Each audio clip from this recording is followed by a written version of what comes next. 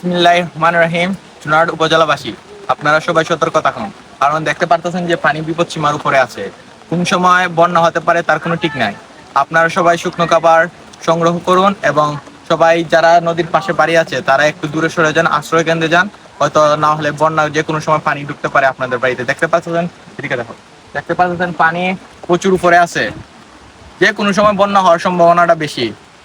আর আমাদের কয় নদী এখানে দেখা যাচ্ছে এইরকম পানি মনে হয় 20-30 বছরও দেখা গেছে না এরকম নদীর ভয়ঙ্কর রূপ।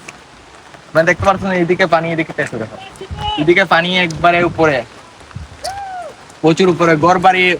এইদিকে এইদিকে মাজার আছে একটি, খান্দুরের মাজার, সৈয়দ নাসিরউদ্দিন মাজার, একদিকেও পানি প্রচুর উপরে উঠে গেছে।